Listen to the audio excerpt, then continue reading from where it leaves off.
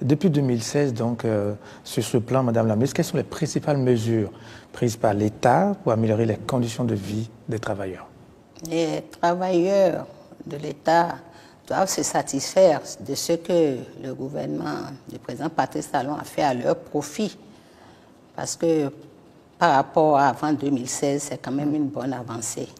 Et au profit donc de ces agents, il s'agit en substance de l'appurement progressif des arriérés de salaire de 164 milliards de francs CFA payés sur 180 milliards dont nous avons hérité en 2016.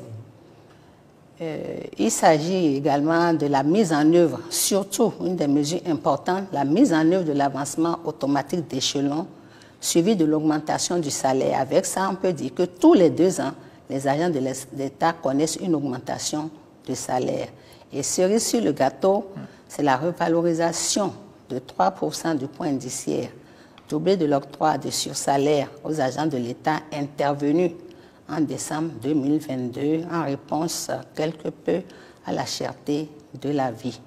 Il y a également la défiscalisation des bas salaires à travers l'exonération sur les salaires inférieurs à 60 000 francs CFA.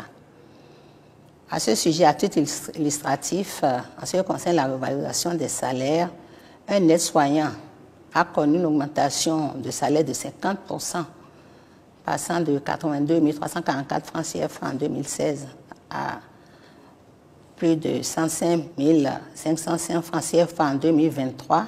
Un instituteur adjoint qui était payé à 87 114 francs CFA est passé à 129 485 francs CFA, soit une augmentation de 49%.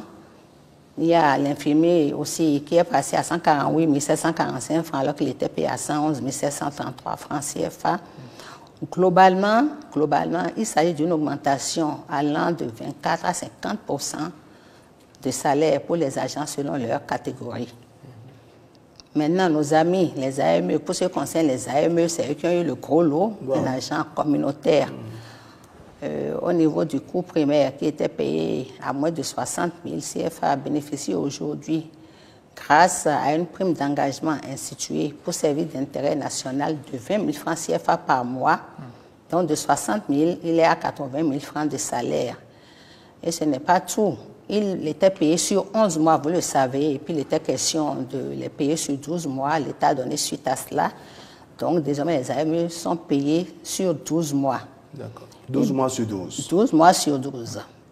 Ils ont eu le gros lot.